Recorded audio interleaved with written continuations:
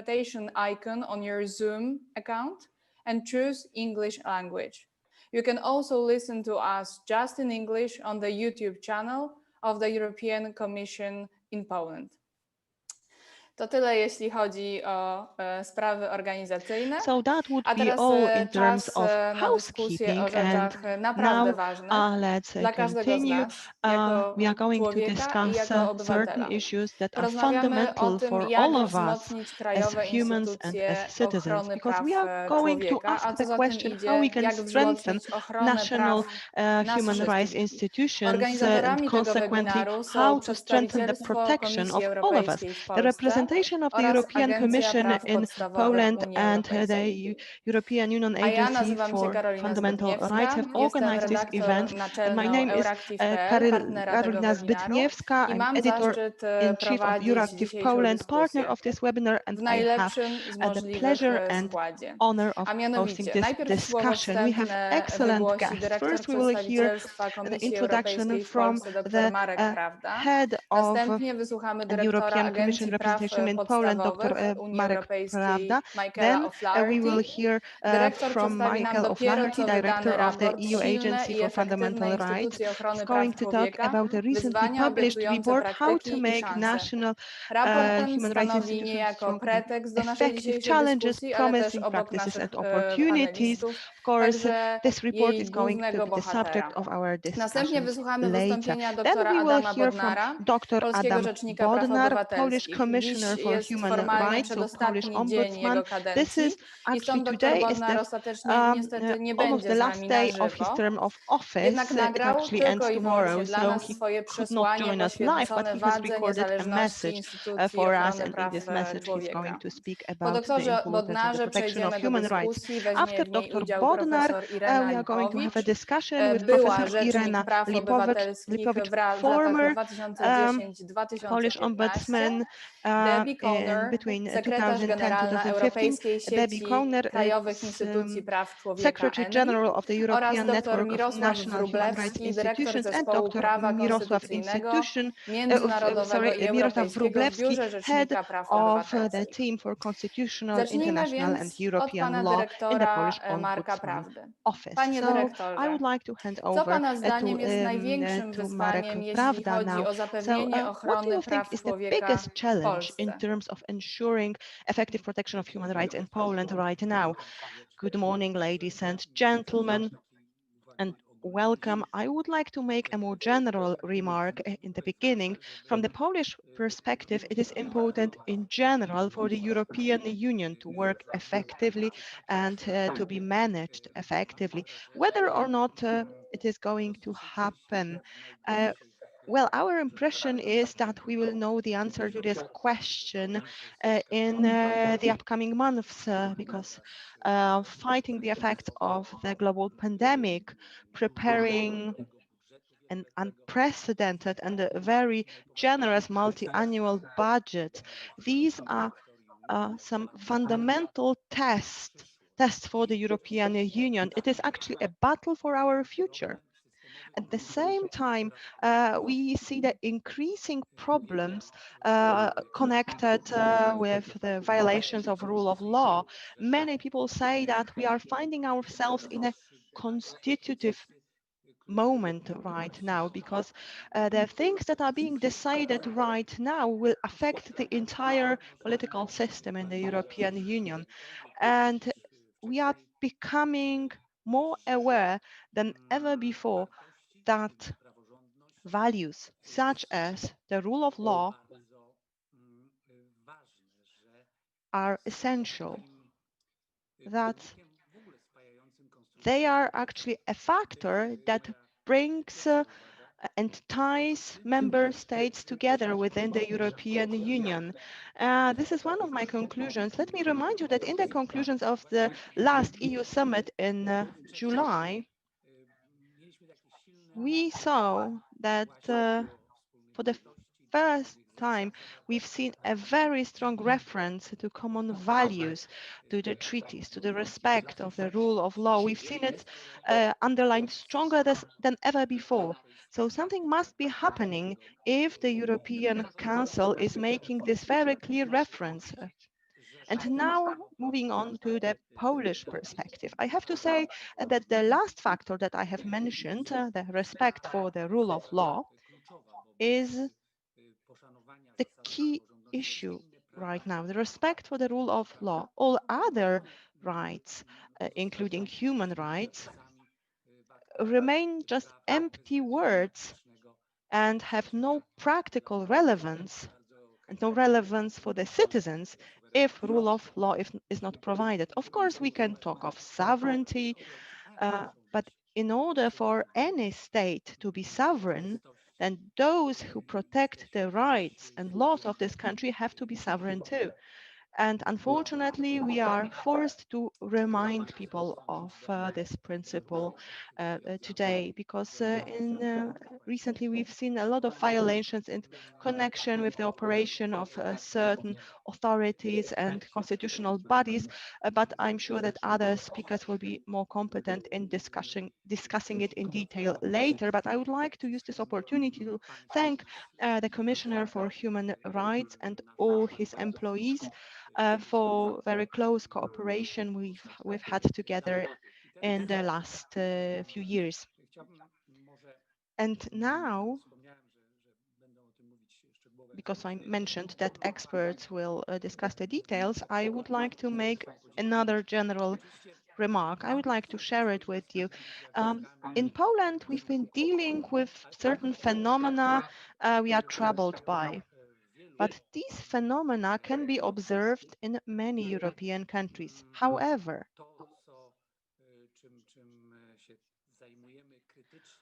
what we are very critical about and what we are very concerned about is the fact that in our country, both public media and the ruling elites tend to not only tolerate these phenomena, sometimes they even stir them. Marginalized groups are being presented as oppressors, trying to take rule and actually overtake, to grab power. And this is just one step away from justifying the discrimination of these groups, and by explaining that we are just defending ourselves. Sometimes the term political correctness is explained as a new form of totalitarian terror. And offending others and attacking others is presented as a fundamental right of any individual that some bureaucrats are now trying to somehow restrict, maybe in cooperation with communists, or they pick other groups as well.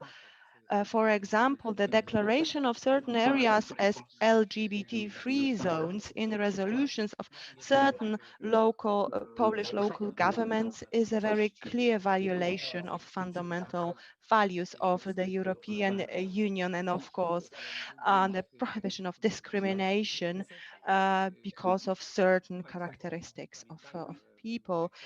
You will remember very well, ladies and gentlemen, that directors general of the European Union who are in charge of EU funds had to actually write a letter to Polish local governments requesting them to explain this phenomenon. So it was not a letter written by some ideologists. No, it was a letter from actually EU officials, bureaucrats, whom we can, I don't know, compare to accountants who have to make some financial decisions and share their money, and they are concerned. So it was very serious. The European Commission has been concerned, and of course, maybe in the future certain steps will be taken in this context if the violations referred to in the letter will not stop. Maybe to conclude, I would like to say one word about the plans with regard to conditionality in the future distribution of the EU funds and binding them to the rule of law. The European Council requested the Commission to prepare a mechanism in the form of a resolution on this subject, and the draft was prepared in 2018. Now it is going to be completed in order to fulfill the recommendations that have been made so that this instrument can effectively fulfill the tasks that had been laid upon the European Commission. Then it will be adopted by qualified majority at the level of ministers in the European Council, and also decisions will be made by qualified majority on the individual applications of conditionality with regard to certain states that are in violation of the rule of law. So this is how this legislation process will end. The European Council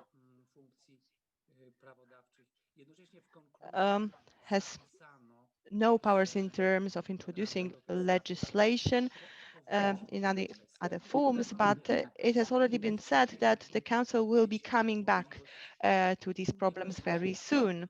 And some saw it as a promise that perhaps the decisions made now will be rescinded or invalidated, but others think that perhaps the European Commission is saying that in order to encourage the European Commission not to postpone, but to deal with this task swiftly.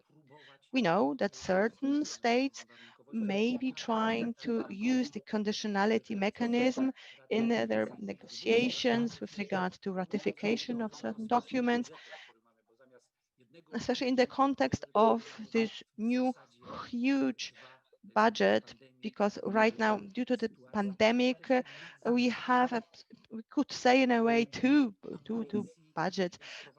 And the Union is very ambitious to introduce new elements such as own resources or the possibility to take up loans for the European Commission.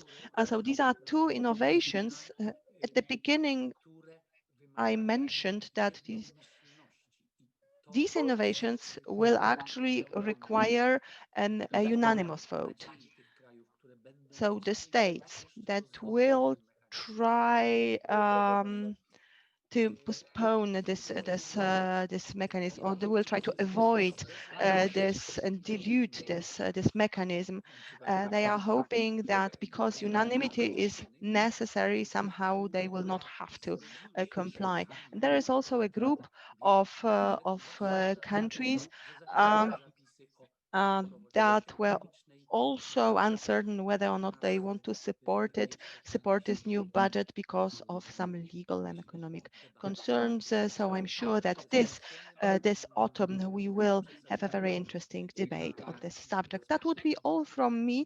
I've just mentioned a few general aspects, but I do believe that it is important to have them somewhere at the back of your head in order to see a wider context of the problems that we are going to discuss today. Ja Thank you bardzo very much. dziękuję. Thank you Dziękuję za very osadzenie much. naszej And dzisiejszej thank you very dyskusji much for w putting our kontekście discussion konkretnym, in kontekście context. polskim, This w context is kontekście very specific. suwerenności, You praworządności, mentioned the ale też Polish context, the usprawiedliwiania, ale też context of czasem sovereignty and rule of law. nakręcania You mentioned zachowań such phenomena as dyskryminacyjnych oraz justifying some uwarunkowywania wypłaty discriminatory funduszy od practices or even przestrzegania steering them, zasady and praworządności. conditionality, Teraz so przejdziemy do binding EU raportu funds and wspomnianego distribution wcześniej to rule Agencji of Praw law. Now Podstawowych, we który will przedstawi nam continue and sam hear dyrektor about agencji, the Michael report of O'Flaherty. the Human Good Rights morning. Agency, and we will hear from Mr. Director, Director could you please Michael tell us O'Flaherty. shortly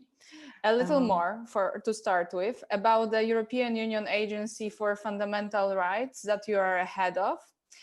And also straight to the point of our today's webinar about what the national human rights institutions are and how are they so important?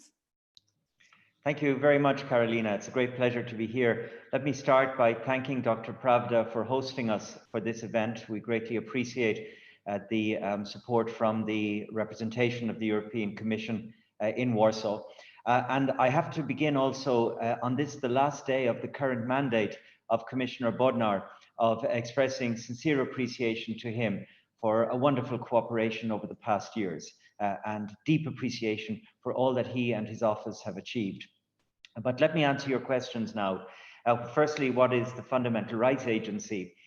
We are a body of the European Union established independently of the institutions like the Commission, the Parliament and the Council to provide advice to help them and the EU member states to respect fundamental rights in their work. We do not have an executive function, we don't take decisions, we advise. Our mandate is a rather internal one to the inside geography of the European Union, and we have a number of tools in our toolbox.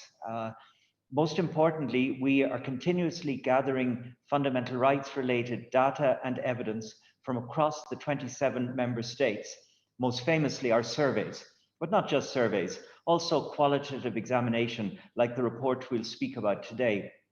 We're on the ground supporting at-risk communities like Roma and migrants. We're involved heavily in supporting the member states and the institutions with capacity building. And also, and finally, by way of this general introduction, we believe passionately in supporting the infrastructure for the protection of human and fundamental rights across the EU, the architecture for the protection of human rights. And the bodies that we'll come to in a moment, national human rights institutions, are absolutely essential to the national and the regional architecture for the protection of human and fundamental rights. So coming to your second question, again, briefly, and I'm conscious I'm describing national human rights institutions in the presence of experts, and so I have to tread very warily, but nevertheless, let me be brave. National human rights institutions, it's a generic term. It captures bodies with many different titles in many different countries: human rights commissions, ombudsmen, national consultative committees, you name it, different names in different countries, but with some core essential elements. The first is that they are an independent protector, champion of human rights within our countries. They're not civil society, they're not NGOs, but they're not the government either. They are established typically by an act of the state, like a statute, and they're funded from public funds, but then they're set free as independent, to be that voice of integrity that's helping everybody to do a better job in respecting and protecting human rights. They're relatively new. Yes, the first one was established here in Europe already way back in France after the Second World War. But by and large, we've only seen them grow up in the last 20, 25 years. But we've seen them grow to being absolutely of central significance, both actual and potential.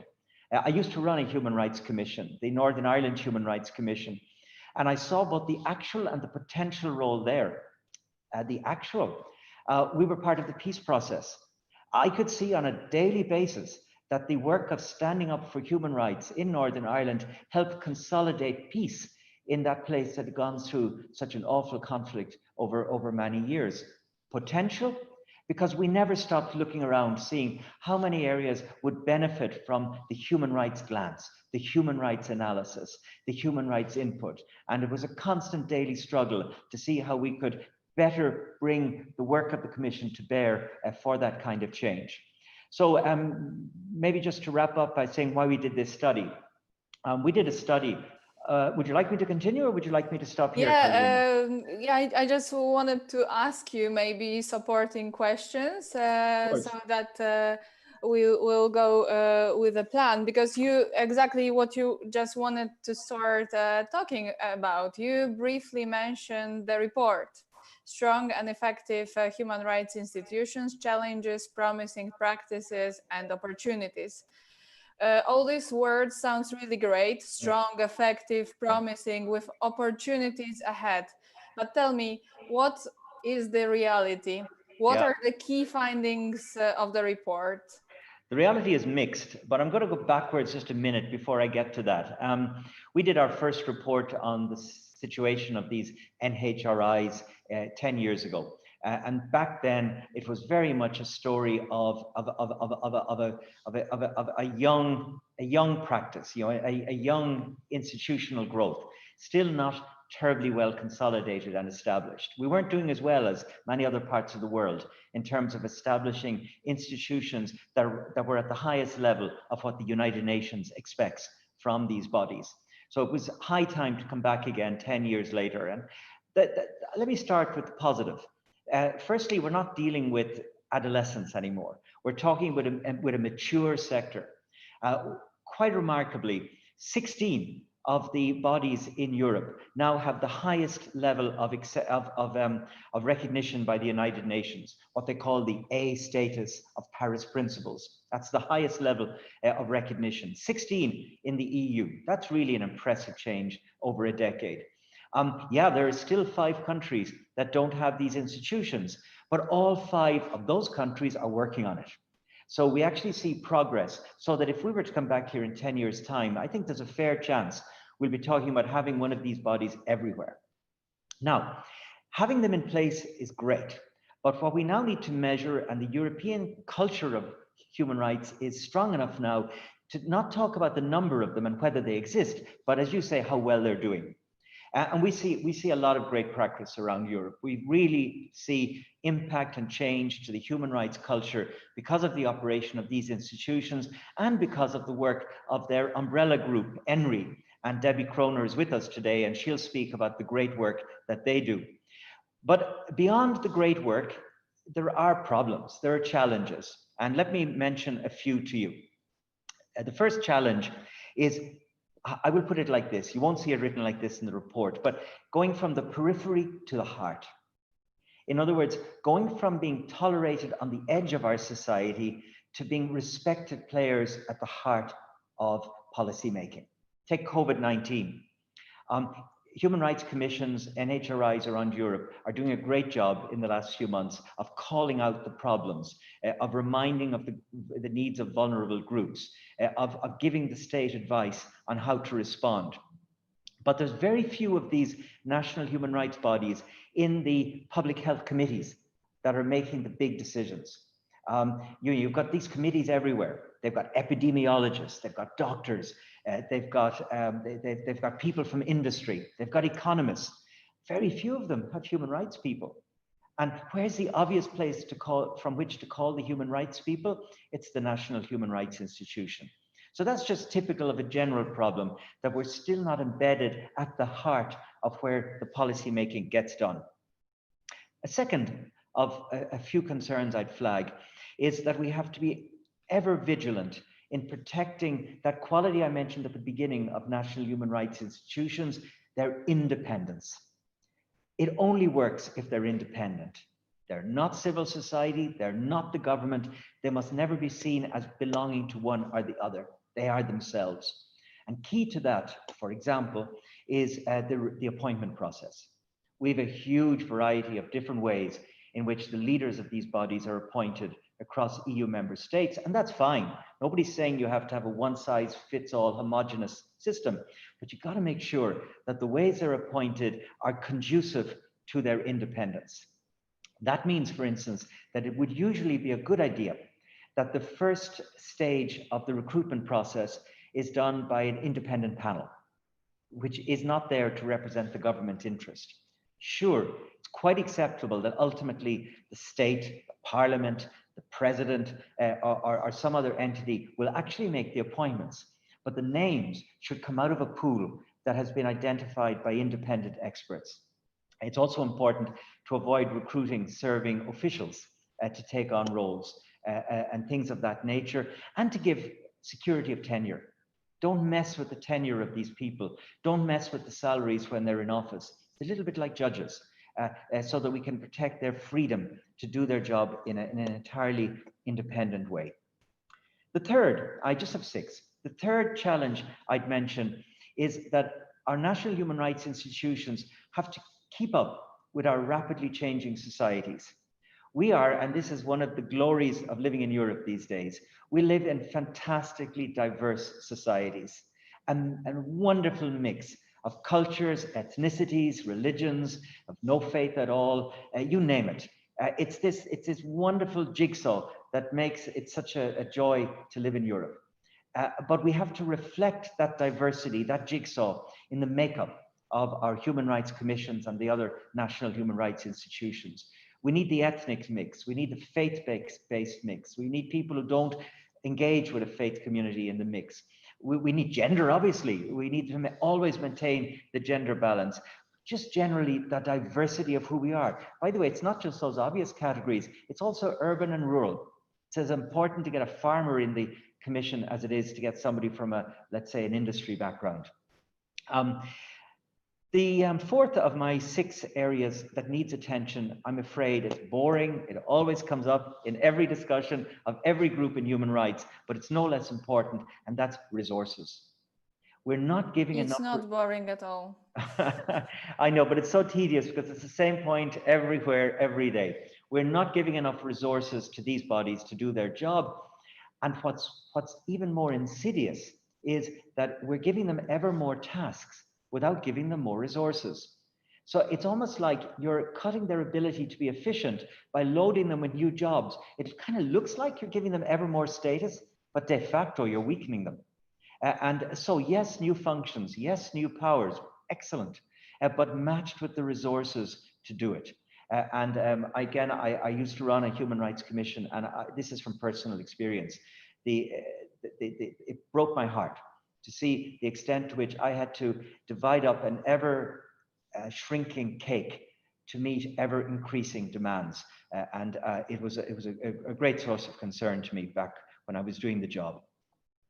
The fifth of the points was raised by Dr. Pravda earlier. I'll be brief, but we do not see yet national human rights institutions, at least at the national level, sufficiently engaging with EU issues. Now, again, our friend Debbie Kroner will speak to what's happening in Brussels with the superb work of ENRI, but I'm referring here more to the national level. You know, the EU law, EU governance, EU policy, EU resources plays such an enormous role on our streets, in our towns, and in our villages. And we need our national human rights institutions to engage more with that. 2 examples.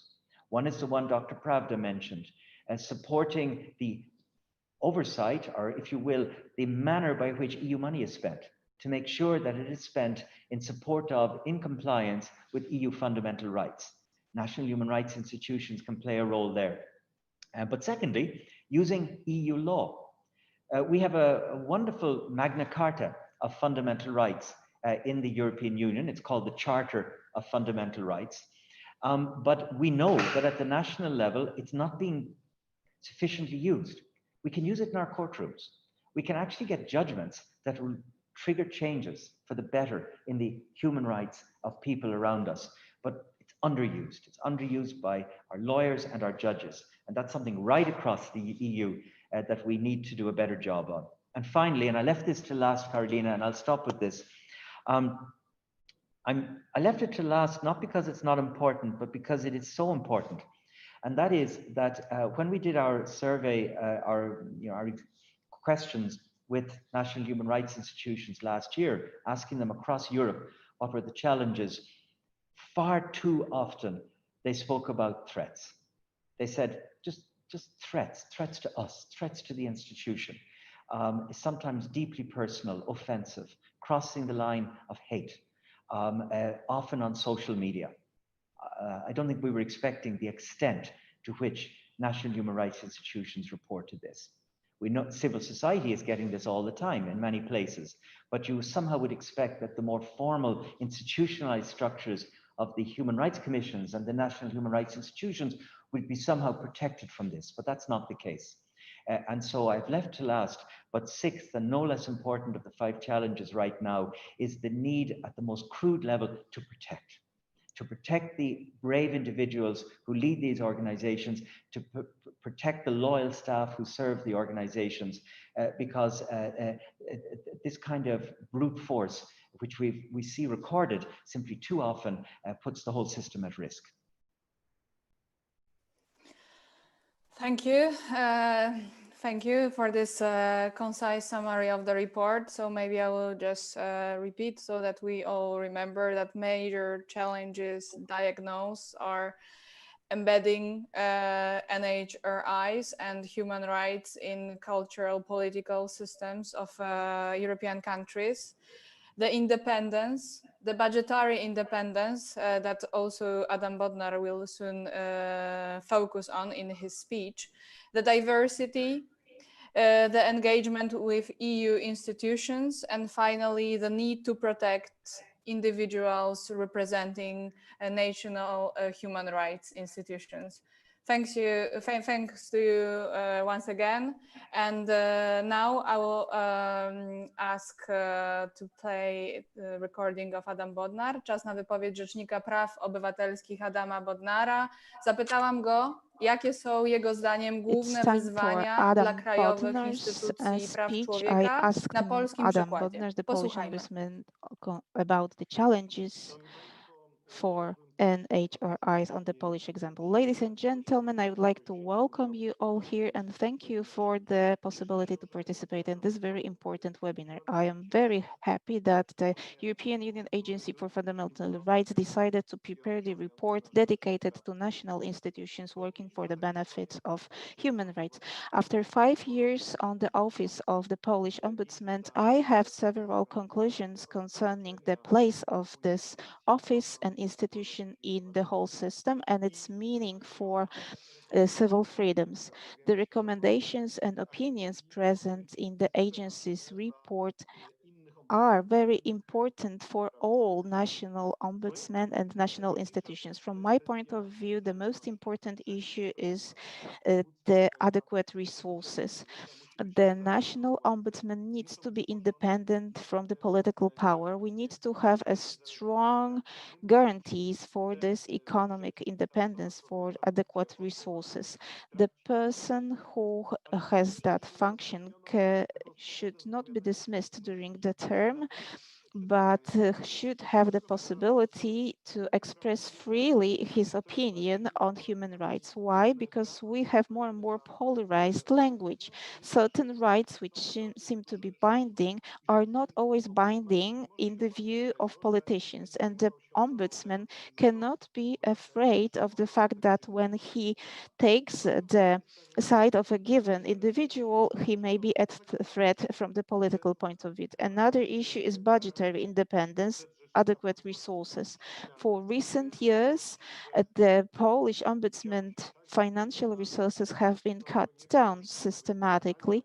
I believe that it is as it is, but it cannot be linked to certain opinions expressed by the ombudsman, which may not be good for from the point of view of politicians. We have to make ombudsmen feel independent. The third issue that I suffered from, and I still suffer from it, is the listening ear of the political power, their empathy and willingness to engage in understanding what the Polish ombudsman wants to express. For example, we have the Charter of Fundamental Rights and the European Union law or the European arrest warrant. These are the opinions which are being still discussed. I used to say that if we follow certain opinions, it may cause a threat to our court system. Right now, we have consequences of it. We have courts in Amsterdam, in Slovakia, the TSUE, all of them sought to ban giving Polish citizens to Poland based on the European arrest warrant. I want to say that if the Polish ombudsman drew everybody's opinions to observe European Union law, it should be a strong incentive for the political powers to take certain decisions and actions leading to repairing the situation. Unfortunately, it is not always the case. The dialogue is made difficult. And if the dialogue is difficult, then even if we have the best ombudsman office with the best competences, it will be futile because the political power does not want to listen. Therefore, what is important for me is the power of Polish Ombudsman recommendations in the issue of human rights, and the recommendations power should be in a certain way defined for the political power to follow it. From the point of view of practice and its efficiency, it is a Bardzo crucial dziękuję. issue for the Zatem Polish Ombudsman. Rzecznik Praw Thank you Obywatelskich w very Polsce much, Adam Bodnar zwrócił uwagę na Mr. dwie Adam bolączki, na Bodnar. które zwraca też You uwagę draw raport our FRA, czyli na attention to niezależność i two niezależność issues according finansową. to the FRA I zwraca report. uwagę It też na is trzecią the sprawę, na ile władze adequate słuchają, a resources raczej na to, and że zbyt to what często extent the nie słuchają. political power listens Skoncentrujmy się to teraz na ombudsman. samym Now raporcie, we ale would też like to mówmy focus proszę o on the nim report przez pryzmat itself. problemów, na które However, I would zwrócił like to uwagę discuss dyrektor it Marek from Prawda the i dr points of Adam Bodnar, view, from the naruszeń prism of praworządności i problems de facto mentioned by promowania Bodnar przez and polityków nastawień Pravda. homofobicznych So this z is jednej strony homophobic approach oraz ograniczania of political niezależności powers rzecznika, także poprzez and ograniczanie reducing the budżetu instytucji independence of ombudsmana Polish z drugiej. ombudsman or Zresztą o tym ombudsman in wyzwaniu też general traktuje by właśnie cutting down omawiany its raport. budget. Jednocześnie serdecznie This is poproszę Państwa, also naszych the thing słuchaczy i that naszych the widzów report o zadawanie focuses. pytań. I would also Bardzo like proszę to o ask wskazywanie our jednego listeners to panelisty, ask questions. do Please której point pytanie to one jest skierowane panelist na to whom Facebooku, you na would like to YouTubie, na address the Zoomie. question. You Postaramy can się do it on przynajmniej Facebook, część YouTube, tych and pytań Zoom. zadać We will do po our godzinie best to ask 11:30. those A teraz questions zacznę od after pani 11:30. profesor Now I Ireny would like Lipowicz, to move on byłego to rzecznika Professor praw Ilena obywatelskich w Polsce w Lipowicz, latach the ex-Polish Commissioner for Human Rights 2010-2015. from Pani 2010 profesor, to jak 2015. ocenia pani Professor, raport what is Agencji your Praw Podstawowych? evaluation Co of się the zmieniło FRA pani zdaniem report? pod względem wyzwań i What potencjału has oddziaływania changed instytucji from the ochrony point of praw view of człowieka, challenges od kiedy była and pani the rzecznikiem? impact of the Ombudsman's office since when you have been the Ombudsman?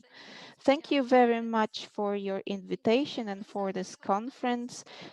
I would also like to thank the European Union Agency for Fundamental Rights for this report. For me, it is a very important event. When I was the Polish Ombudsman from 2010 until 2015, and in a situation when I was trying to coordinate our activity as ombudsman within the Ombudsman Institute. It was a European and World Institute of Ombudsman's Office. We had a very active European branch of it. We had the feeling that the European Union does not fully benefit from the potential expertise and powers of ombudsman. When I coordinated this activity, we had certain initiatives. I would like to summarize them right now and tell you to what extent they are still up to date. First of all, every national institution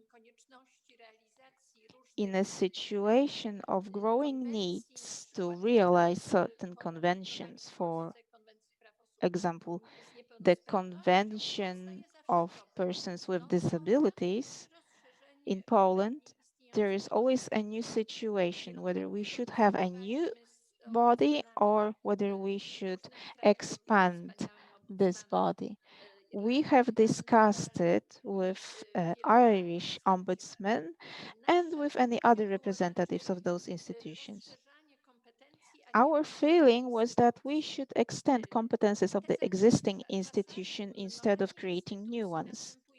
Sometimes we create more and more institutions without any deeper thought. Sometimes the European Union used to support such a creation of new institutions. We had sectorial ombudsmen separately for certain problems. Well, I understood the intention for it, the intention behind it, but in smaller countries, some people said that it makes ombudsman less powerful. Second of all, if we expand competences of ombudsman, just like in the Polish situation, he had the function of anti-discriminatory body. Every ombudsman has the same dilemma in such a situation. He will not get more finances, and he doesn't know whether he should take more responsibilities without new finances or not. Usually, and the ombudsman expands the field of its competences. Professor Bodnar has mentioned this.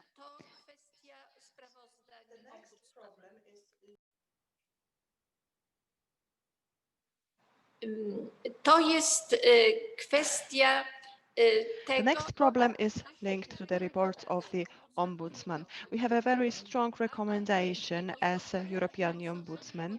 The recommendation was not to allow a political vote on an Ombudsman report. Can everything, am I being interpreted? Yes. Because a political vote made the entire process very political, extremely political. In Poland, we have been able to achieve it. So political parties have no right to vote on the report of Ombudsman, but we are actually now reaching the opposite extreme.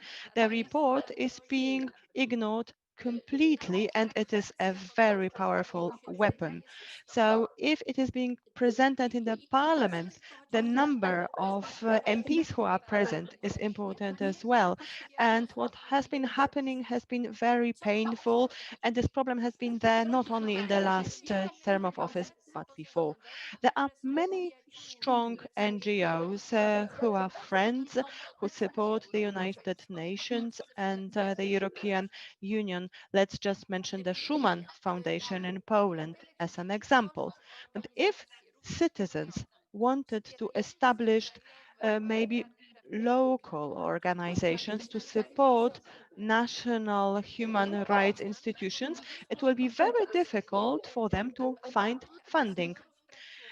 As the Ombudsman, I wanted to introduce a new institution, a new role, young ambassadors of human rights. So we are looking for students who are active in the university. We recommended them. They were active in the university and also in our office. And in many different ways, they were able to promote the human rights. So, for example, they organized a film festival on human rights or a consultation point for citizens. I would be very happy if the European Union provided funds for such initiatives. Right now, it is not possible to finance the activity of local clubs or organizations that would provide a link between national human rights institutions and the central institution. I've heard of such initiatives in many different Polish cities, not only me, but also my predecessors, Professor Zoll or Professor Zieliński. But all these initiatives failed because there was no funding, no support from the public budget. Another problem, the knowledge and the experience of national human rights institutions are a very strong resource or asset. But neither the EU Agency for Human Rights or the European Union as a whole have used these assets to a large extent so far. We all remember the situation in Belarus or other countries where it came to crises. There were initiatives in which former ombudsmen or former commissioners for human rights, people with a very respected people from Sweden, for example, or Norway, and they were willing to become involved. But there was no financial possibility, and the Ombudsman Institute finance its operations from member fees only. There was no funding, so it was impossible. So to bring these initiatives together would be very important. In the European Union, it is relatively easy to obtain funds for building roads, but to obtain funds for strengthening democracy and human rights, this is much more difficult. Of course, there is the cohesion fund, so it is relatively easy to find funding for strengthening social cohesion. But if we wanted to send young human rights activists for an internship to another country, it's difficult. I had great hopes for an internship of our activists in Northern Ireland. In the end, it was not possible. What's very important from the point of view of rule of law?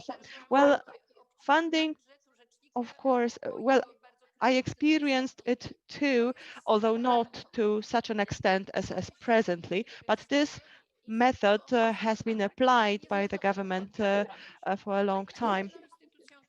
I think a coordinating body would be important. I think the report does not talk about it, but if the Agency for Fundamental Rights could develop standards for resources and structures and remuneration for staff of an ombudsman.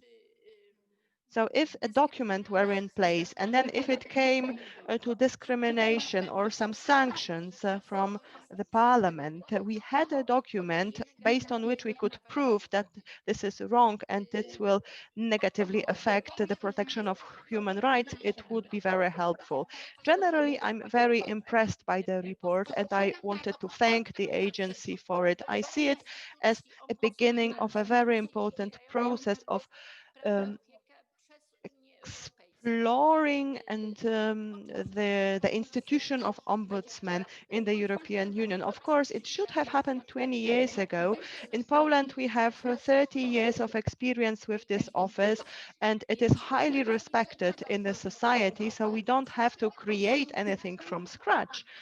But I think the authority that the European Union have should be used to strengthen it. And I would like to refer to what Mr. Pravda was saying. The existing institutions must be supported and we must prevent their fragmentation and discrimination. Thank you. Thank you very much, Professor, for your highly constructive remarks. And now I will turn to Debbie Conner, Secretary General at the European Network of National Human Rights Institutions, ENRI. If you could first shortly tell us about the institution you represent, and then I have my question regarding the report itself. What are your observations concerning the report, especially in view of the ENRI's own report published in June? And if you want to have any ad vocem also to Professor Lipovich's words, welcome. Thank you very much. I'm delighted to be here to speak to this excellent report, and I really must congratulate the Fundamental Rights Agency on the report.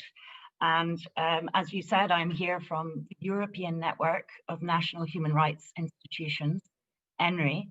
And ENRI is made up of all NHRIs across broader Europe. It was established by NHRIs themselves, the membership network, member-led, with a small secretariat in Brussels, which I direct. And we now have 45 members across broader Europe.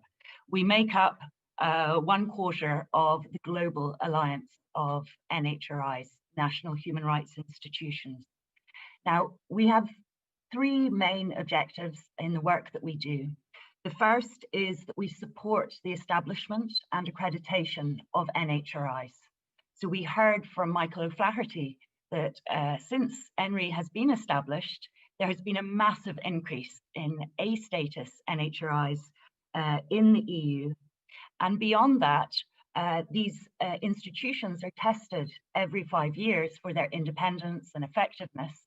And we support NHRIs going through that process and to follow up on recommendations to make them stronger. We also support these institutions if they come under threat, as we've heard is sadly more and more often. The second key objective is that we strengthen NHRIs. We do this through capacity building, including on the EU Charter, but the approach is really taken as peer learning, so that NHRIs can exchange practices and learn from each other how best to effectively promote and protect human rights. The third objective is connecting NHRIs. Professor Lipovitz was talking about this coordinating approach and the importance of solidarity and networking between these institutions. This not only allows for a stronger individual institutions at national level, but it allows for solidarity and a common voice on European human rights issues. As a network, we have engaged on many topics, including rule of law, migration, economic and social rights, and of course, the recent human rights impacts of the COVID pandemic and associated measures. We support not only the group engagement of NHRIs through the network with the EU, but also individual NHRI engagement with the EU and other regional mechanisms, such as the Council of Europe, the UN, and the OSCE. You were asking me, Carolina, about the report, which I really believe is excellent, and it really chimes very well with our recent report on the rule of law, which came out in June of this year. In this report, we very much underlined that NHRIs not only provide information on rule of law in each EU member state and beyond, but also NHRIs are actually indicators of rule of law. If they are independent, if they are strong, this is a good sign of rule of law being healthy in that country. And sadly, they are coming under attack as rule of law backtracks. So we made some recommendations in that report, which are similar to the recommendations made by FRA. They are looking at resourcing, as we've heard from Dr. Bodnar and Professor Lipovitz. We spoke about the need for each additional mandate to be fully resourced. We also spoke of the importance of independence. This is not only achieved through resourcing, but also through ensuring that the NHRI need not take instructions from government. It has freedom to address any human rights issue arising. And more than that, that it can be pluralistic, representative of all sections of society, even those that are marginalized, as well as the general population.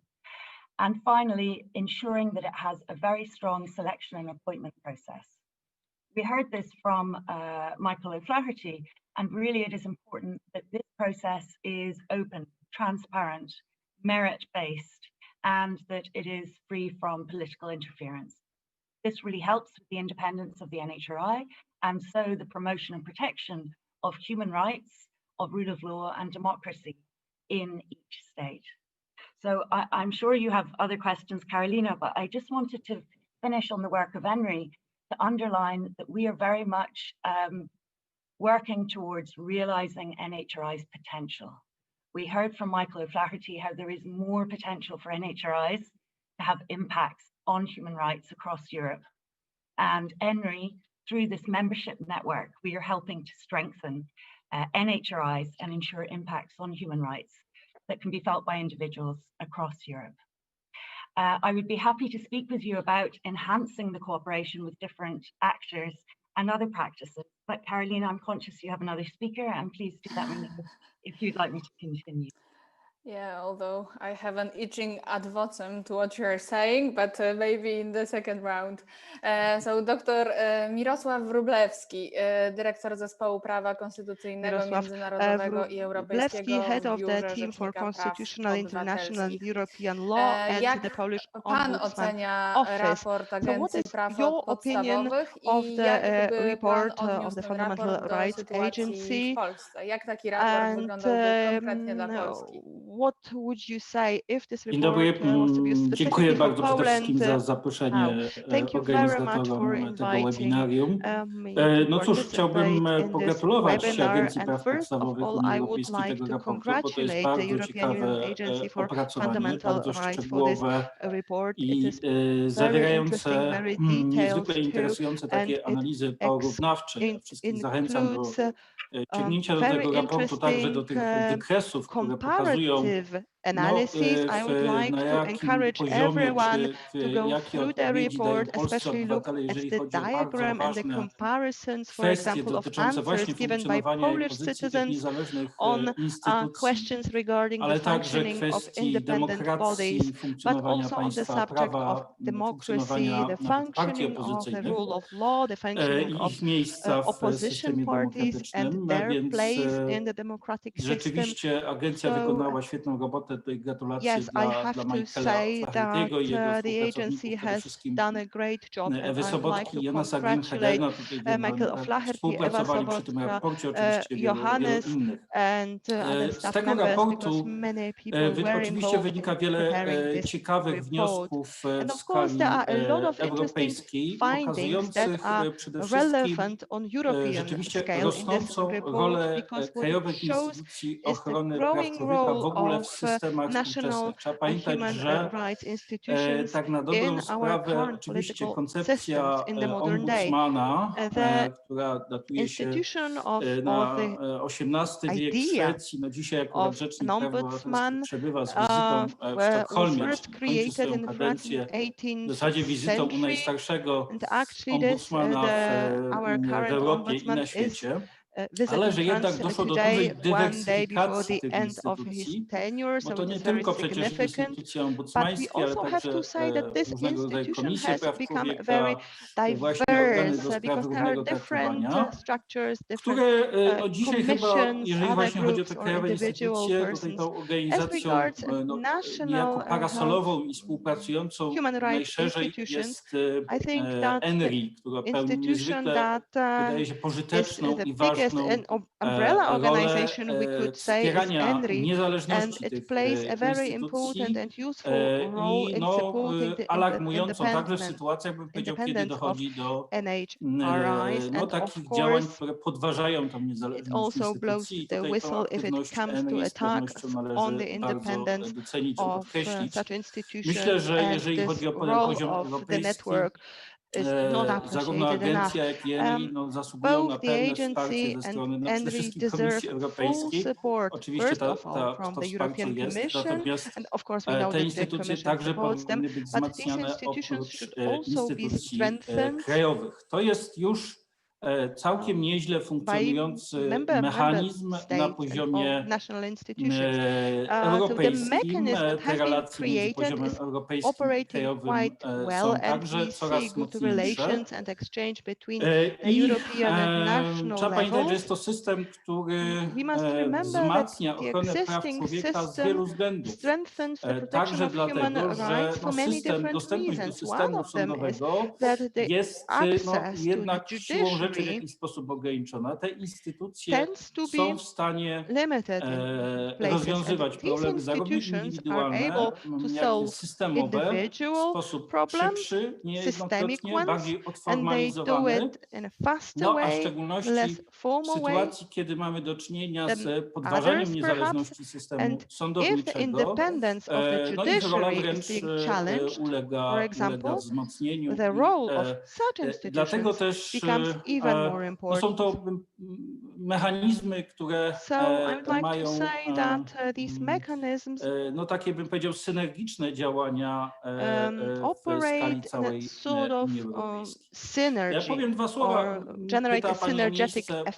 Polski w tym throughout the raporcie European i Union. wpływ. But you No, asked ostatnie me 5 about lat Poland rzeczywiście było specifically. bardzo trudnym Yes, the okresem last 5 years have been funkcjonowaniu quite instytucji difficult Rzecznika Praw as Obywatelskich z regards uwagi the przede wszystkim functioning na of the właśnie Polish zmiany ombudsman due dotyczące to some funkcjonowania instytucji sądowych, changes zmiany, with które regards to the functioning prowadziły of the często do judiciary. pozbawienia These changes have niezależności often led tychże instytucji. to curbing To the nie tylko i independence of wyłącznie these kwestia Trybunału institutions. Konstytucyjnego, I'm not który only przestał talking być dla about the Rzecznika Praw Obywatelskich Constitutional takim Tribunal, efektywnym which is no longer mechanizmem an effective obrony praw mechanism for the protection obywatelskich, of ale human to także rights kwestia funkcjonowania that the mediów ombudsman could use. publicznych, But there is also the issue of how w public tym media zakresie operate. Rzecznik Praw Obywatelskich odgrywał dużą And rolę in właśnie this w sense, opiniowaniu tych zmian the ustawodawczych ombudsman i played a very important legislacyjnych. role as Nie he ma co ukrywać, expressed his wyrażał opinion swoją on these często changes in the legislation, bardzo krytyczną and I opinię. will say very openly, this opinion Tutaj was oftentimes very rzeczywiście critical.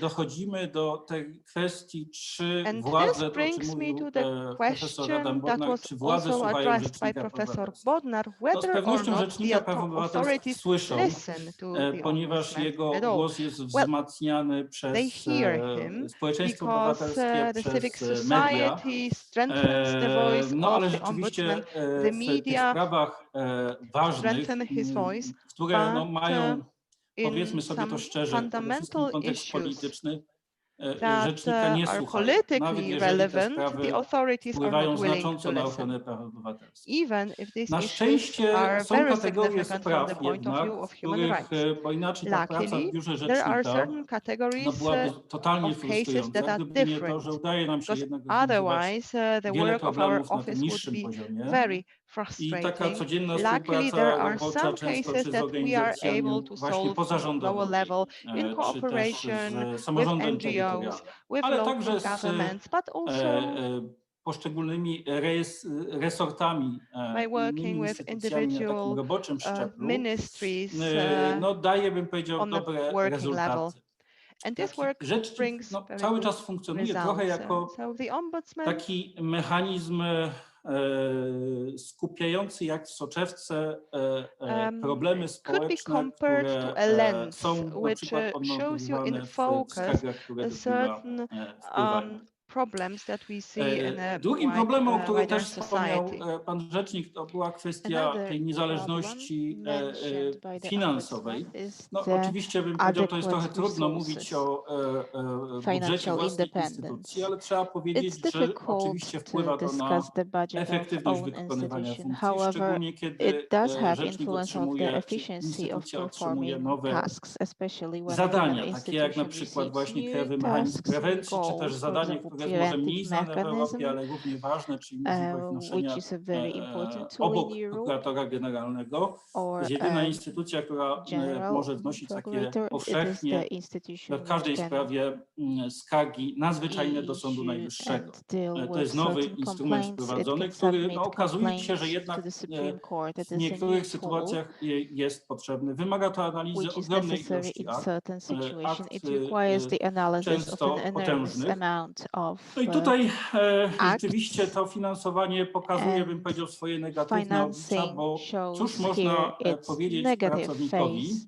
What biura, can we który say staje to w a given sądzie, employee a in an sprawy sądowe to office specyfika Rzecznika Praw who Obywatelskich. has to Wiele deal with kwestii court właśnie tej drodze issues, postępowań sądowych, które biuro and prowadzi court obecnie kilkaset. proceedings are very Jeżeli on staje naprzeciwko burdensome, prokuratora, który jest and wynagrodzony it 3, is 4, 5 to razy talk with lepiej. a Oczywiście nie wpływa to Procurator General bezpośrednio who na poziom receives 4 wiedzy, or 5 no ale wpływa times to w better sposób pay. nieuchronny na It fluktuację has kadr impact on w biurze rzecznika, the w szczególności osób turnover of młodych, które staff in często po ombudsman kilku office, latach pracy especially among young no, people who after several years of otrzymują work propozycje konkurencyjne i opuszczają receive urząd, który powinien other być job tak, offers, and partnerem they leave the dla sądu office.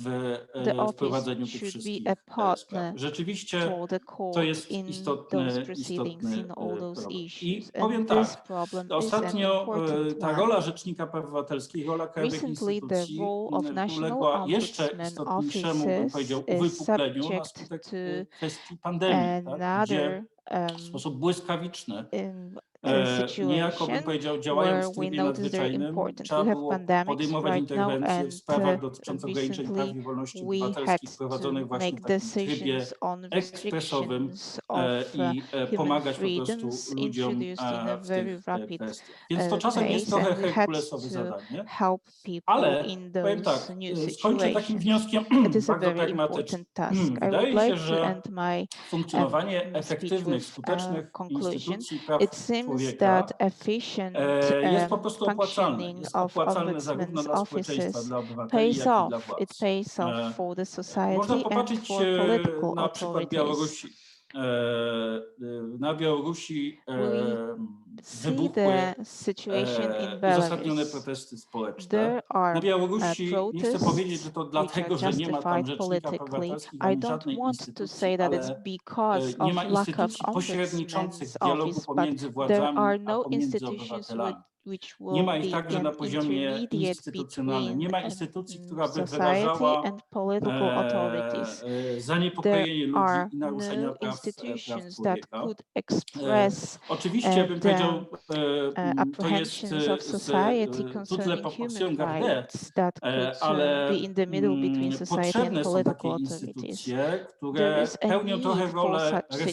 situations, Tak? for such Resora bym powiedział, institutions. który We need to have powoduje, że te niepokoje institutions społeczne which are sort of a są wytłumiane, a więc bumper jest to opłacalne dla władzy. for Z drugiej strony jest to opłacalne dla society's społeczeństwa. apprehensions. It is Funkcjonowanie takich beneficial for instytucji, the które population, for no, the society, pozwalają and for political skuteczniej authorities. There is a załatwiać need for sprawa institutions obywateli wtedy, which kiedy are ich prawa są efficient in naruszone czy dealing niewypełnione przez with organy władzy publicznej. To też society's issues pokazuje, bym powiedział, concerning human że rights in oczekiwanie, bym front of powiedział, political funkcjonowania takiej authorities. instytucji, to trochę też The wynika, bym powiedział, z badań expectations for na how temat such poglądów institutions młodych should ludzi, w function szczególności młodych ludzi, results from research że among rola young młodych people, ludzi, rola kobiet, the tak role jak of young people, the wśród role of przywódców dzisiaj women, opozycji na and the Białorusi roles jest of coraz większa. leaders.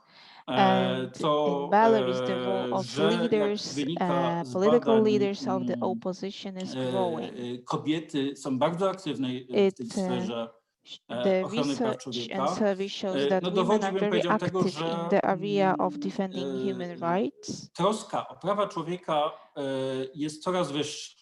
Wydaje się, bym powiedział, to jest taki optymistyczny, mimo wszystko może paradoksalny wniosek, ale w Polsce mamy do czynienia od kilku lat z rosnącą frekwencją w wyborach, wzrosnącą zainteresowaniem sprawami publicznymi. Wydaje się, że to rosnące zainteresowanie powinno w jakiś sposób także współdziałać ze wzmocnieniem roli krajowych instytucji ochrony praw człowieka w równy z pewnością sposób, który powinien być i jest, jak widać, przedmiotem zainteresowania ze strony instytucji europejskich.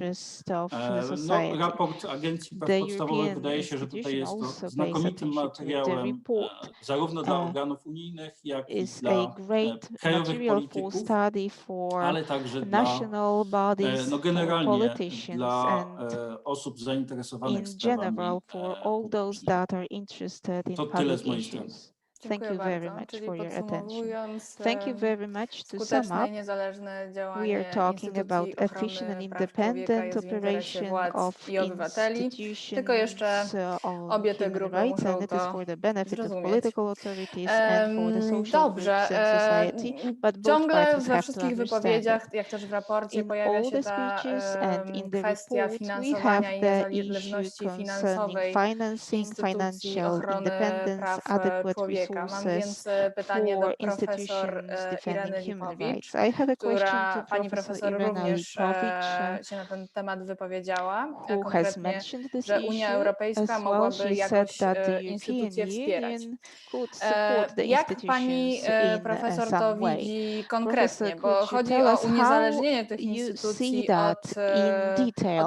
od Because polityki making w those danym okresie, ale institutions z drugiej strony, independent jeśli from Unia Europejska politics is finansowałaby takie important, krajowe but on the instytucje other hand, ochrony if praw the European człowieka, Union would mogą finance pojawić się zarzuty w odwrotnym kierunku, że institutions to defending Unia human Europejska rights próbuje could lead wpływać na to suwerenne kraje opinions that the europejskie. Znamy European tę Union narrację już could dobrze. want to have impact on independency of such institutions in given countries.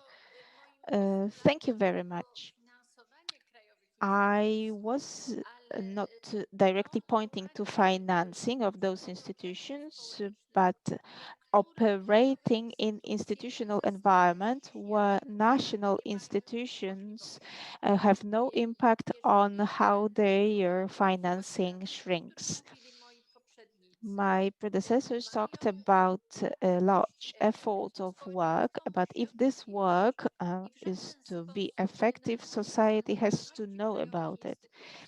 we are not infringing independency of national institutions when the European Union joins the debate or create logistical background for debates on independent report, irrespective of the content of the report.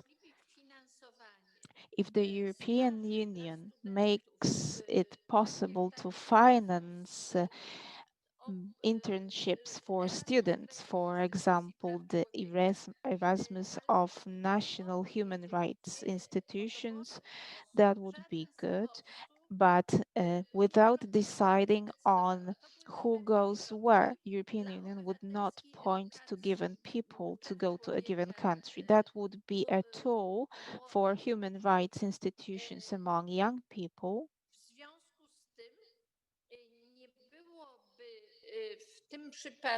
And in such a case, everything would be as expected.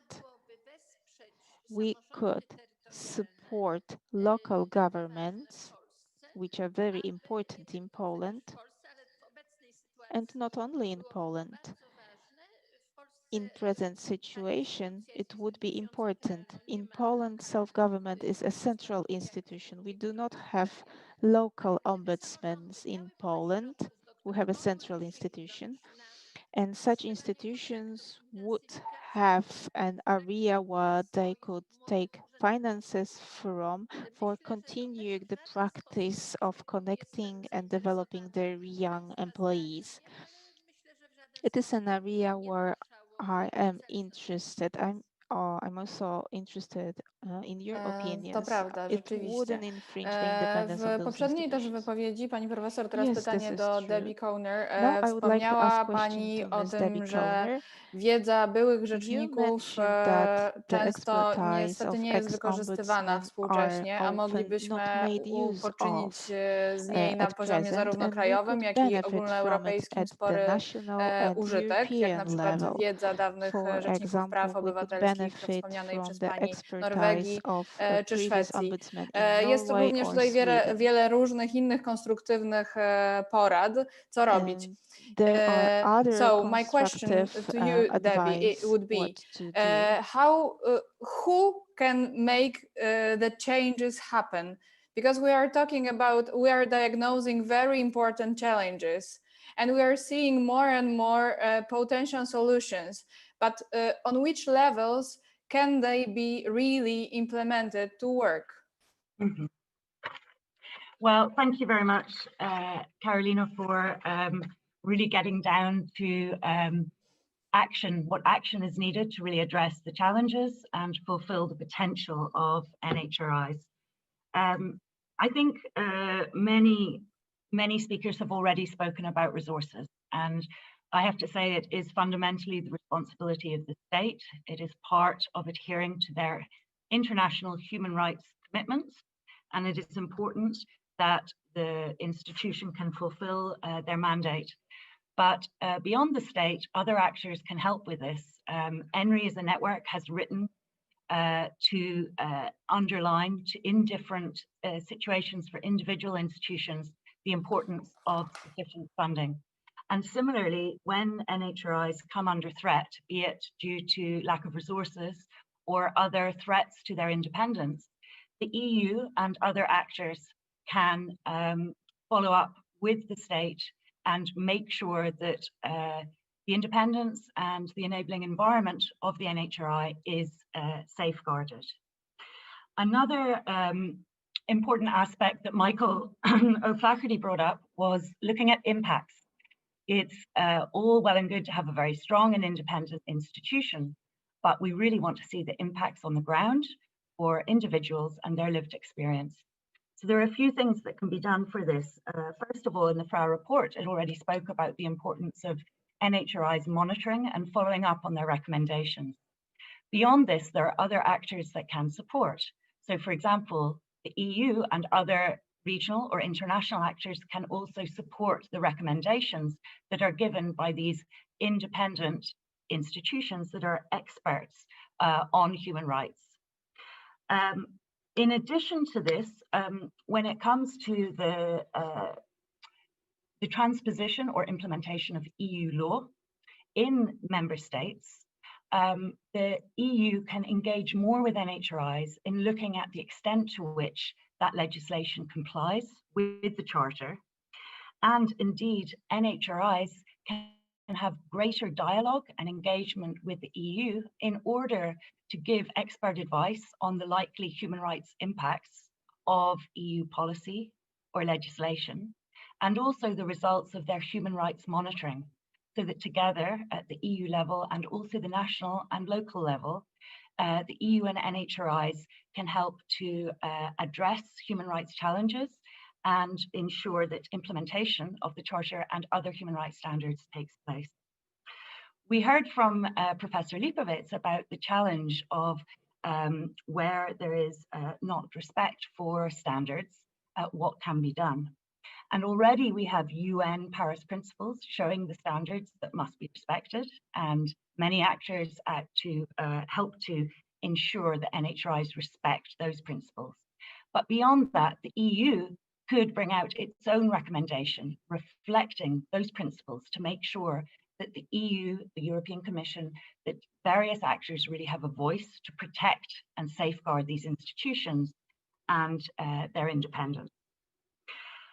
We heard about in the report that the Polish NHRI is very well known to the public. And I think that this is due to the fact that the Polish commissioner has really made the institution very accessible by going out into different cities, not just cities, but also very hard to reach local communities to make sure that the public is aware. And that is another important aspect, because NHRIs, no matter their potential and their strength, they cannot have the impacts they need unless they cooperate with other actors. And this means cooperating with the EU, as I already said, but it means cooperating with the state. There needs to be a collaborative relationship where they advise on human rights compliance and where the report can be fully debated in Parliament, as Professor Lipovitz said. And they also need to cooperate with civil society. So this involves NGOs, civil society organizations, to make sure that they have a full picture across the country, to make sure also that the hard to reach communities, the most marginalized, and also those that might not be represented in the institution itself, they can serve on advisory boards, they can advise the NHRI, and they allow the institution to reach more individuals. And finally, it is very important to have cooperation with other regional mechanisms, the UN, the Council of Europe, and others, so that they have a good awareness of what is happening in each state, and also the NHRI can work towards the implementation.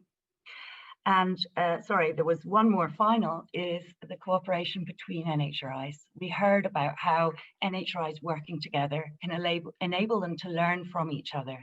And Professor Lipovitz was talking about study visits. Now, ENRI has organized study visits between NHRIs, both inside and outside of the EU, so that they can learn from each other. But as Professor Lipovitz said, this networking and coordination needs resources.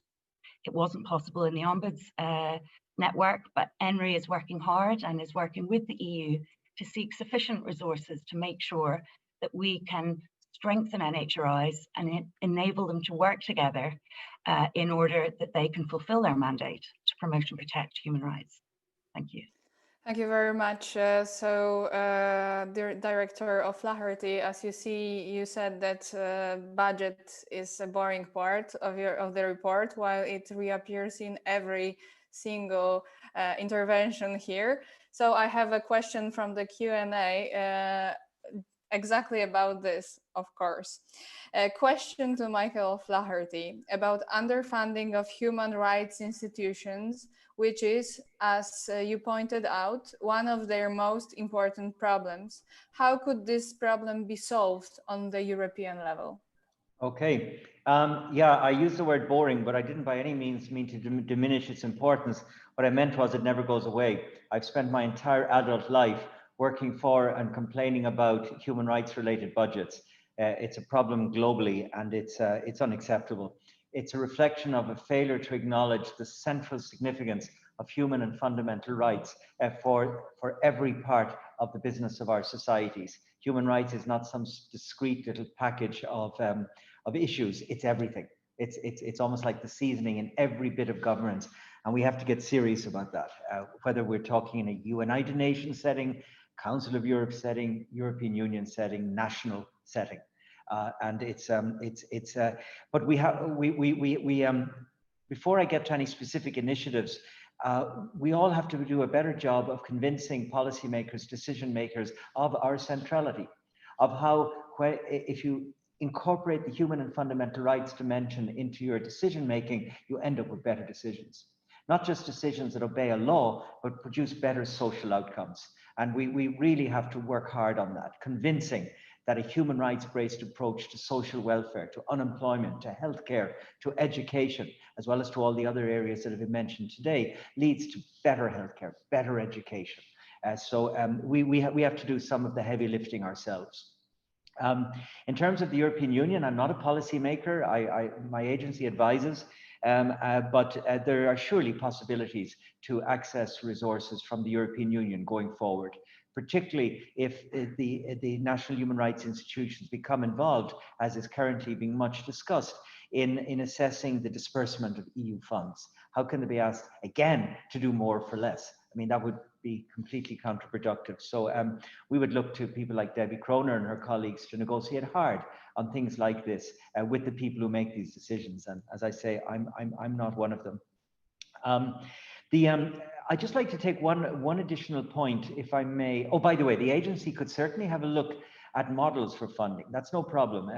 One of the earlier speakers spoke about whether we could look at different funding models and to do a bit of an examination of them. In principle, yes, we could.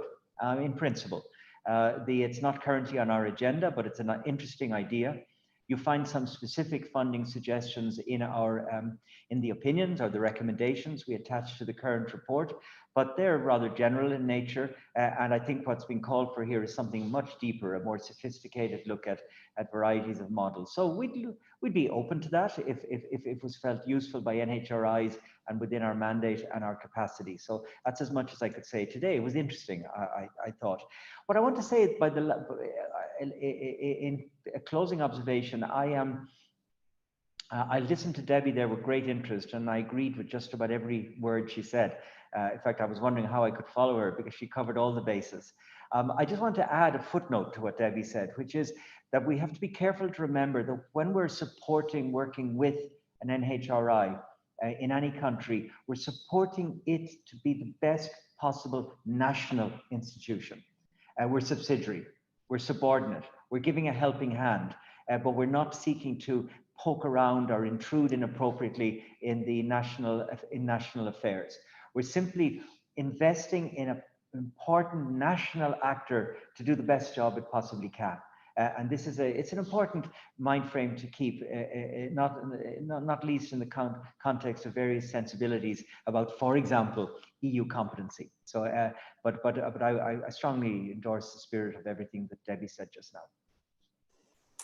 Thank you very much. So, the soft power.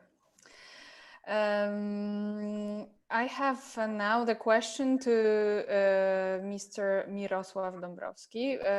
Panie doktorze, władze polskie wykazują dość lekceważący stosunek do Rady Europy, na przykład sprawozdań Komisji Weneckiej i tak dalej. Co jeśli władze polskie zdecydują się nie respektować decyzji Europejskiego Trybunału Praw Człowieka? Jakie konsekwencje może to mieć dla Polski i całego systemu Rady Europy, osłabionego już przez postawę Turcji czy Rosji? Długie pytanie, zbliżamy się do końca, więc mimo wszystko I know it's a long question, but maybe if you could provide a brief answer. Well, let me say the following. Well, it is true that the Venice Commission was accused of visiting Poland for tourism only, but its reports were relevant and carried a certain weight. For example, their comments on the nie były special brane pod forces uwagę. and the No, trzeba prosecutor's powiedzieć, to jest office. organ However, ekspercki, these są to remarks have opinie, not been taken into no, account. które powinny Polish być wzięte authorities uwagę, ale nie said są to that wyroki sądowe. these are not To jest zobowiązanie, na które judicial przestrzeganie decisions, wyroków these are Europejskiego just Trybunału Praw experts, Człowieka etc. wzięła na siebie Polska w latach And 90. in the 90s, Podporządkowała się temu. To Poland jest has część agreed to prawa comply with the międzynarodowego, które decisions wiąże of Polskę, więc the nieprzestrzeganie, European niewdrażanie Court of wyroków to jest nie tylko Justice. naruszanie So byłoby failure prawa to implement its decision konwencyjnego, ale i not konstytucji, bo only Polska w artykule violates 9 the przestrzega international prawa agreements and międzynarodowego. I powiem tak, conventions, że z takiego but punktu widzenia także also the Polish ludzkiego trudno mi sobie constitutions, which wyobrazić, include a ponieważ provision on compliance do with Europejskiego international Trybunału Praw law. Człowieka zwracają się praktycznie wszyscy. And the European Politycy, Court of także Justice osobiście is ze wszystkich actually stron addressed from sceny all sides politycznej by i different bardzo people, często to by Trybunał politicians from Strasburski all stanął na ends of straży the ich praw, political więc spectrum. And takie it działanie was byłoby w istocie very often that podcinaniem their rights were gałęzi, na only której protected samemu się because the siedzi, court więc intervened. So jeżeli now, nawet nam się pewne when they poglądy nie say this, podobają, no, it is like they oceniam, are że nie trying są to to cut jednak, the branch they are nikt sitting on. w tym So środowisku nie jest samobójcą. I don't think it will go any further because dziękuję. I don't think they are Teraz pytanie do suicidal. pani profesor Ireny Thank you. Lipowicz. And now I have a question to W Professor jaki Irena sposób Lipowicz. pani zdaniem europejskie In your instytucje praw view, człowieka mogą how wspomóc can społeczeństwo obywatelskie national na Białorusi? human Czy można rights zrobić institutions cokolwiek więcej support poza civic deklaracjami society in wsparcia Belarus? oraz Can they ewentualną do pomocą anything finansową? others than make statements or maybe support financially? Well, this question would actually require maybe longer consideration, but let me just mention some points I have mentioned before. I can imagine an IOI delegation or delegation of ENRI that could try to go there with a fact-finding mission. Okay, you will probably say they won't let them in. Well, if they are not let in, it will be a fact. So the mission would be effective. So these people who are not political, who are impartial, I think could go there. We have in Europe people of high renown, authorities, also Nobel Prize winners. So I'm talking about people of really high repute. They could become involved. They could try to go there in a way that Amnesty International operates, but on a much higher scale. Even if Belarus does not let them in, it would send a very strong signal. So I think it is worth it to try. And there is one more thing that I remember from our old solidarity movement, from Solidarność and 1981, and what we did back then. People who violate human rights don't like it when we personalize the problems. Because of the technologies that are in place, it is possible to establish very precisely which person is behind certain actions. And now lists are being published. So people should be known by name. Maybe we should have a black list in Europe, black list of people who are criminals because they violate human rights on large scale. This is what we did in Solidarność back then. We established the identity of people who persecuted people, who used torture, etc. So just to publish the name of people who give orders. Sometimes we are able to identify the perpetrators, so people who physically do it, but who gives orders. And we should remind them of the court and the tribunal in Hague, of the justice system, and reminding them that Europe won't forget. Europe won't let that go. People won't let that go.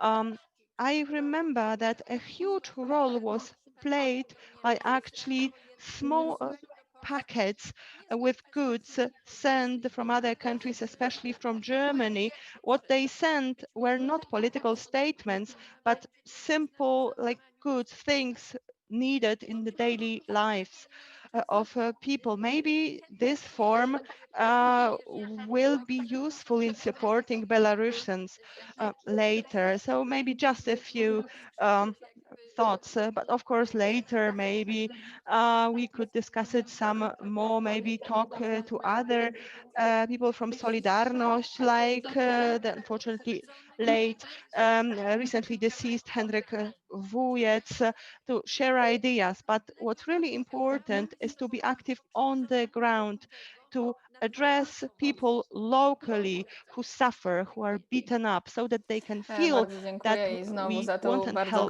want to help them. konstruktywną, odważną postawę. Thank you very Mimo, much że jest for your 12:00, constructive ostatnie pytanie remarks and jeszcze od your brave naszego stance on this widza subject. We do have Debbie Koner. time for one more question from a viewer. I would like This to ask question you goes to about Debbie what Koner. you have already briefly mentioned about this cooperation. You stress its importance between national institutions of human rights, between these institutions and the European Union. Now the question is again, how to make that happen? How to make this? What are the barriers now, and how to make this cooperation working and working effectively? So Thank it you. will be our closing intervention. Well, thank you very much for the question. And I believe there are a few challenges right now. I think the first is the sheer scope of potential, because NHRIs, through their mandate is very broad. They look at all human rights, all groups of individuals, all policy areas. And so there is potential for NHRIs to engage in lots of different areas that the EU might be working upon. At the same time, we've heard that NHRIs have limited resources, and so it's up, and also they must be independent in how they work.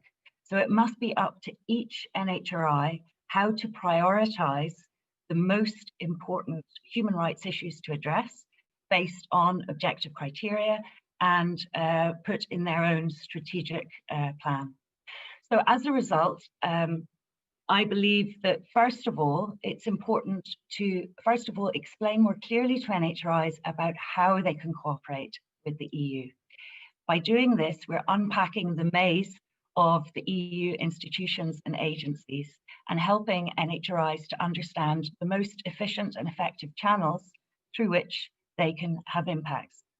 Similarly, it is very important that the different EU officials understand the potential and opportunity to work with NHRIs to help to achieve their aims and to make sure that EU values are respected throughout the EU. Beyond that, of course, we have geography, and even in COVID times, with the geographic distance, it can be difficult to understand the best way to engage with the EU. And this is something also where ENRI can provide support, because with our office based in Brussels, we are working with a lot of EU officials. We're working also with the European Parliament, with the European Council, and with many agencies, such as, of course, the most important being the Fundamental Rights Agency. Fundamentally, as Michael O'Flaherty said, these are national institutions. So their priority will always be to work on the national level. However, they provide a bridge with the international, be it the UN, the Council of Europe, or the EU. And by using this bridging role, it's important that NHRIs are aware how and when to use it in order to have the maximum impacts on the ground, because the NHRIs will have the best idea of the human rights situation in their country and what is needed by individuals there. So I hope that that provides a few examples of what challenges and what can be done. It's unpacking the maze, giving the NHRIs freedom to be independent and choose which aspects to address, and ensuring that there is good and frequent dialogue with the EU so that opportunities can be seized when they arise. Thank you. Exactly. Thank you very much. So, now in Polish. Nasza dyskusja dobiega już końca. So our Bardzo discussion dziękuję is za nearly udział over. I gospodarzom, would like dyrektorowi to Markowi thank Prawdzie, our host, dyrektorowi Michaelowi Prawda, O'Flaherty, Director a Michael także profesorowi O'Flaherty Adamowi and Bodnarowi, Professor profesor Adam Irenie Bodnar. Lipowicz, Thank sekretarz you, generalnej Professor Debbie Corner Lipowicz. Like i to thank Secretary doktorowi General Mirosławowi Debbie Wróblewskiemu. Corner and Bardzo Dr. raz jeszcze Mirosław Państwu dziękuję. Wróblewski. Zachęcam Ladies też and gentlemen, wszystkich thank you naszych very much widzów do again, lektury raportu I would like to encourage Agencji our Praw audience Podstawowych to Unii Europejskiej, read o którym tutaj the dziś rozmawialiśmy, o report, tym, jak wzmocnić krajowe Strong and instytucje Effective praw człowieka. NHRIs, Znajdziecie go Challenges, Państwo Promising przede wszystkim na Practices and stronach Agencji Praw Opportunities. You Podstawowych. can find A it on the tymczasem życzę website wszystkim of Państwu the lepszej European Union ochrony naszych Agency praw for i Fundamental miłego Rights. And popołudnia. I Dziękuję wish bardzo all of i us do better zobaczenia. protection of our human rights, and I wish you a pleasant afternoon.